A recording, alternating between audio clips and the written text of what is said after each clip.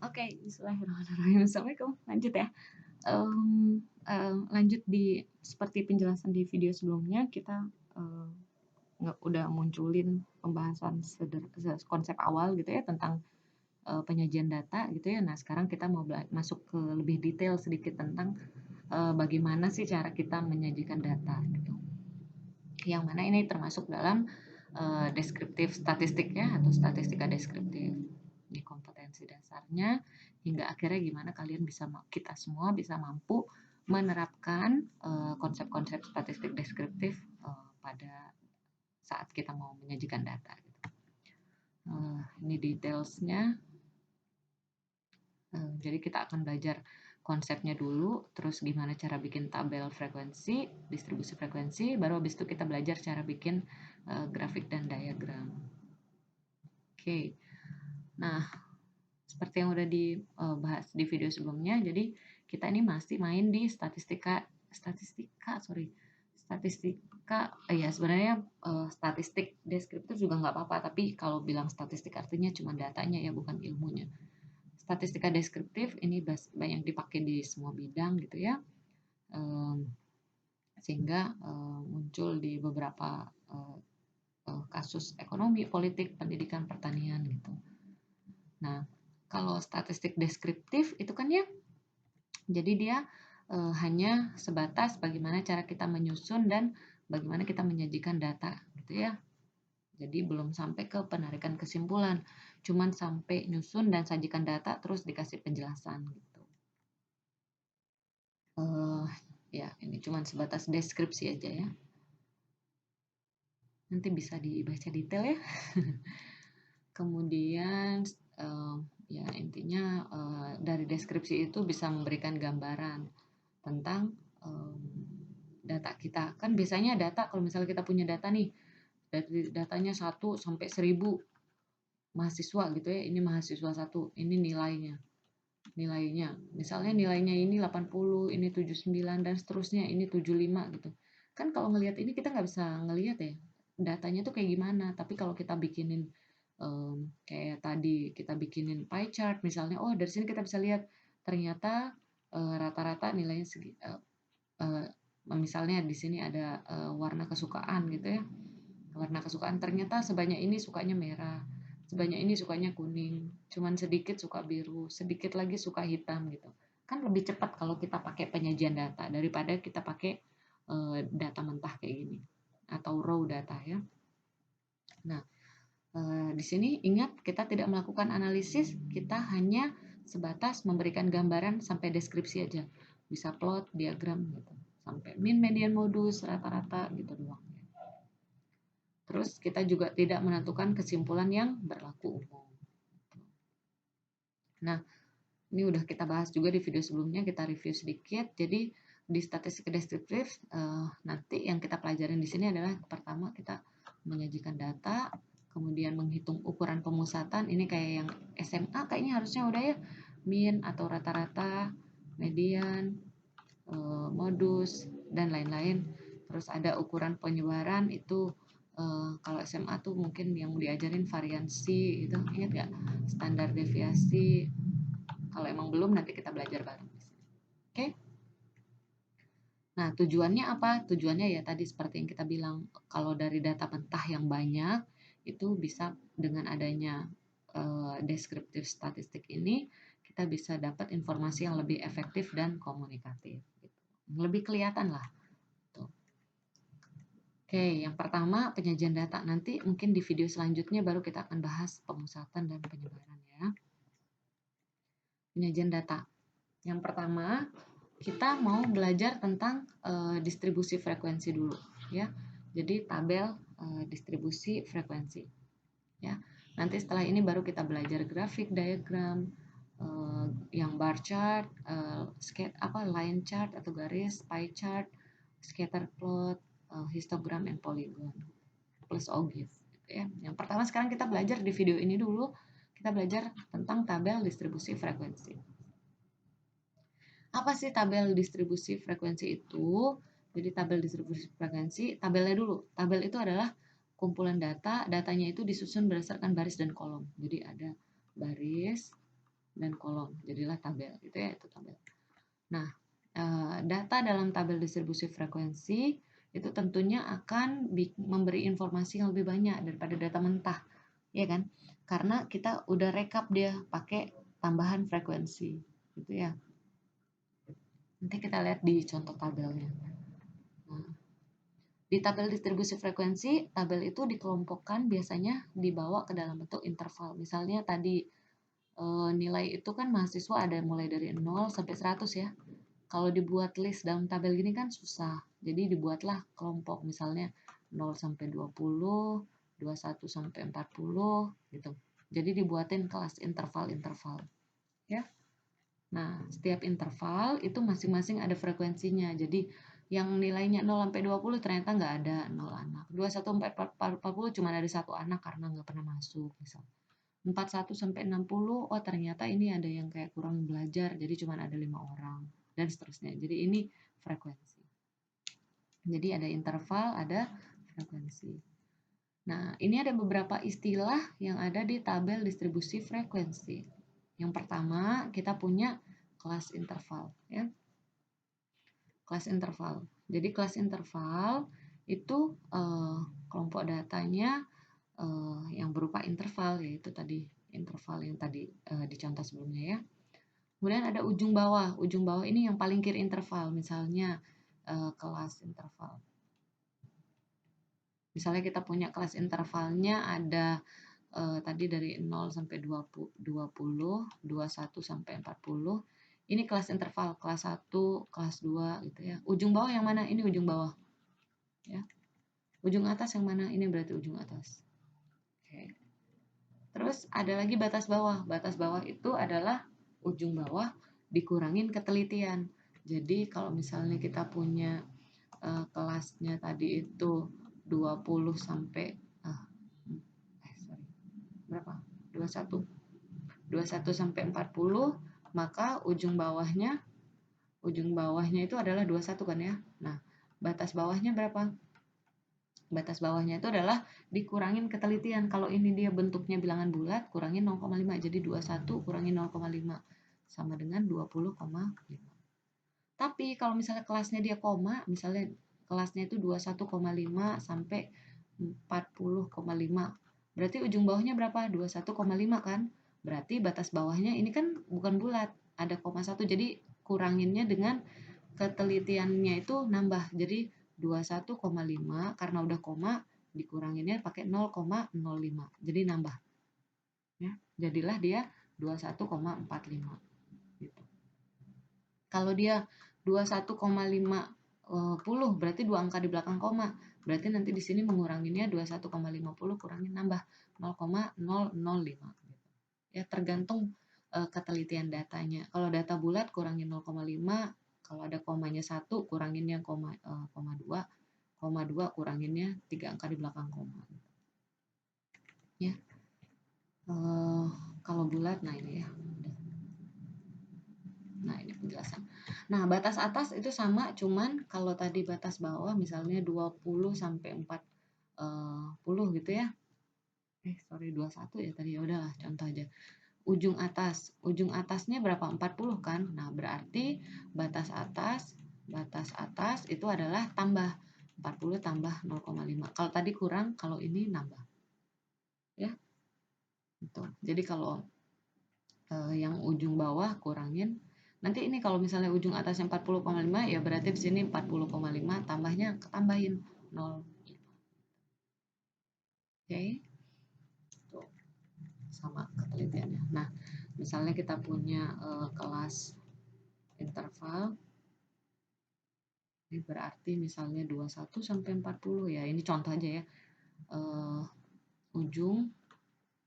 Ujung bawah atasnya itu adalah 21 dan 40, batas bawah dan atasnya itu adalah 20,5 dan 40,5. Ini kurangin 0,5, ini tambah 0,5. Jadi ini min 0,5, ini tambah 0,5. Ya. Kemudian ada istilah lain titik tengah. Titik tengah ya jelas ujung tambah ujung bagi 2. Misalnya tadi 21 sampai 40. Ini berarti titik tengah atau biasa disimbolin XI itu adalah 21 tambah 40 bagi 2. 21 tambah 40 bagi 2. Berapa? Jadinya 30,5 gitu ya. Ya, kalau misalnya kita punya 1, 2, 3, 4 sampai 5, misalnya kelasnya itu adalah 1 sampai 5, berarti titik tengahnya adalah 1 tambah 5, 6 dibagi 2, 3 gitu ya, tengah-tengah. Itu titik tengah.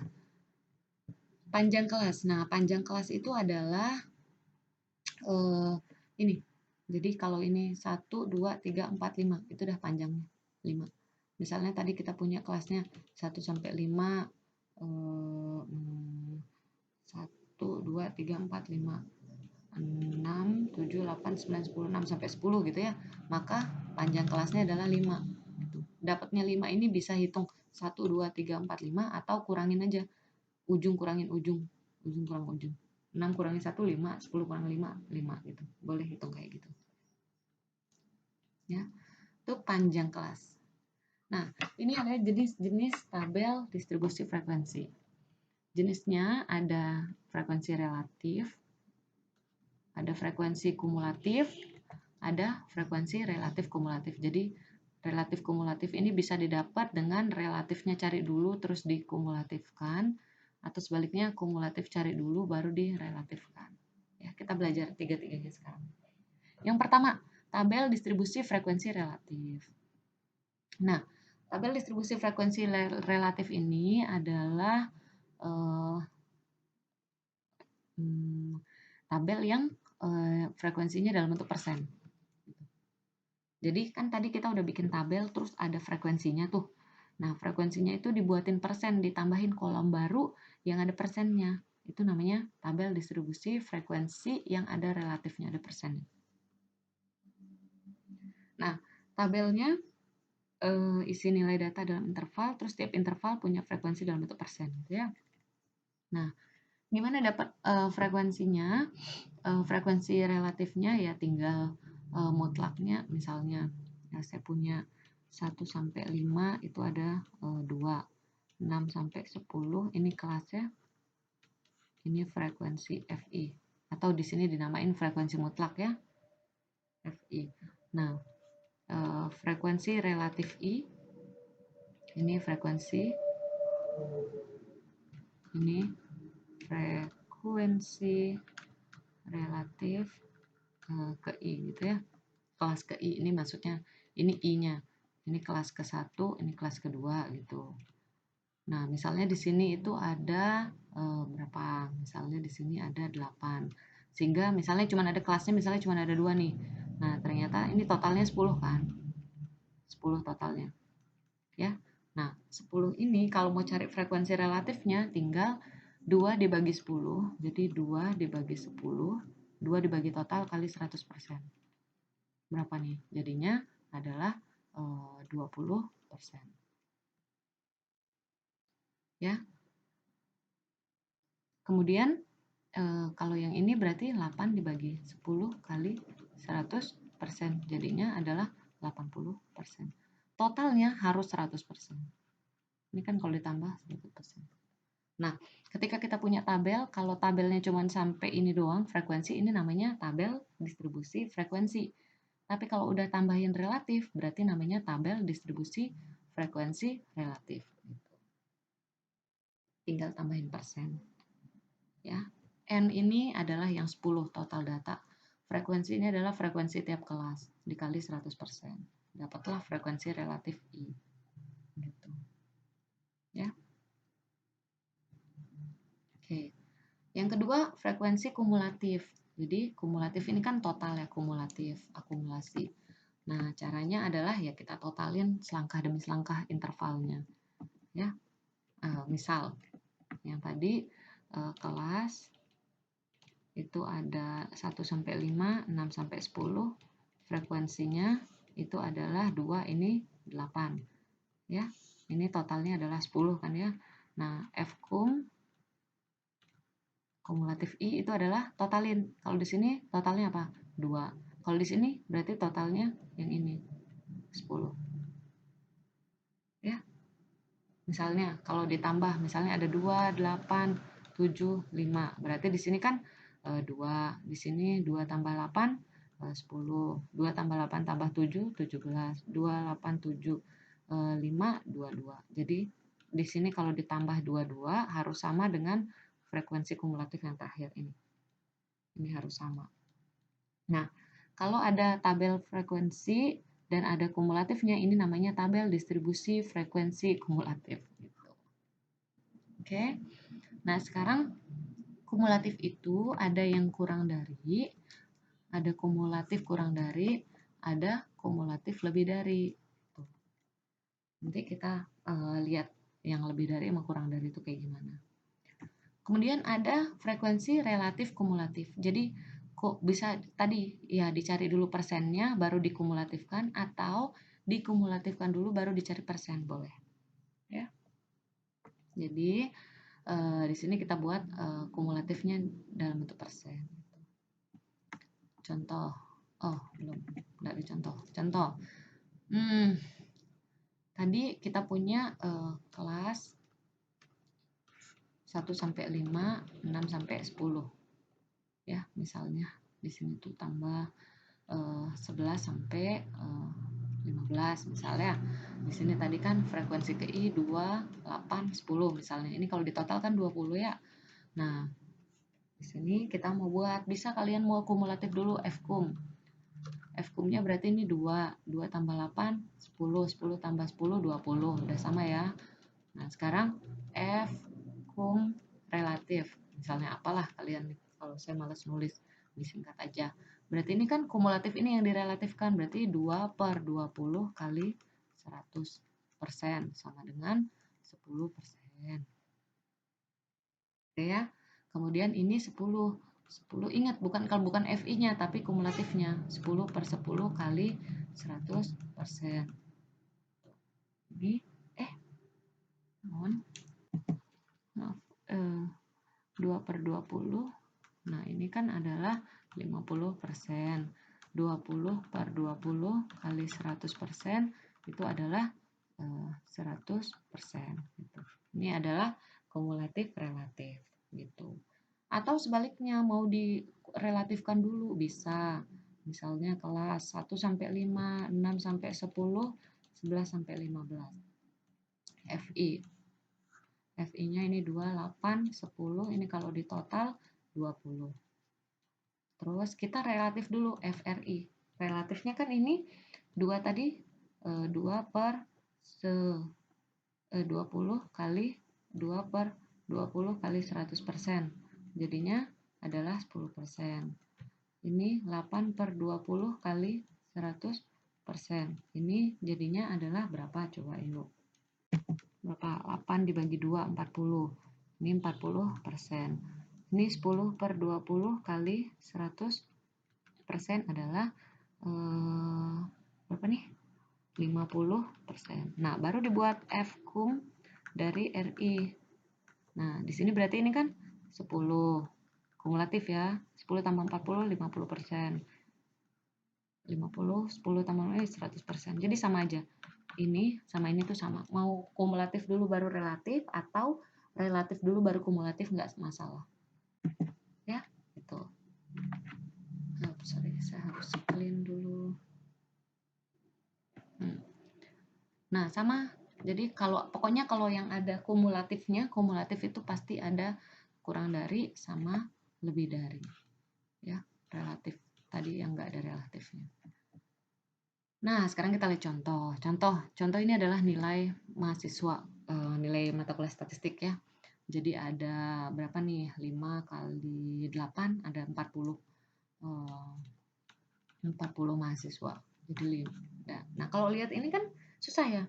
Ini nilainya bagus apa enggak sih? Kan susah ngelihatnya karena datanya banyak. Jadi butuh kita permudah dengan tabel gitu. Jadi kita mau bikin tabel yang pertama frekuensinya dulu, kemudian frekuensi relatif, kemudian relatif kumulatif, baru relatif kumulatif kurang dari, ya. Nah, relatif lebih dari sama relatif kumulatif kurang dari sama satu lagi relatif kumulatif lebih dari gitu ya. Nah, cara ngebuatnya gitu ya. Cara ngebuat masing-masing tabel ini bentar, videonya ini udah 18 menit. Kita lanjutin di video selanjutnya ya. Untuk nanti kita pertama bikin satu-satu tabelnya. Atau masih bisa ya? Sebentar, saya lihat menitnya dulu ya. Udah 20 menit. Nggak apa-apa deh. Kalian pause dulu kalau mau istirahat. Istirahat dulu. Tapi bisa lanjut. Semoga nggak ngantuk ya. Oke. Kita buat yang pertama distribusi frekuensi.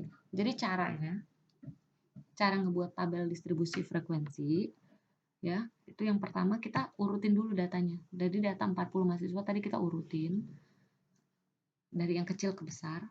Kemudian kita tentukan range-nya. Range itu adalah maksimum kurangin minimum. Jadi kalau lihat di data ini, nah lihat maksimumnya yang mana?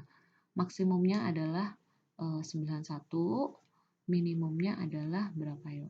65 ya? 65 kayak ya 65. Jadi maksimumnya 91, minimumnya 65. 61 ternyata ada ya, udah nanti dicari ya.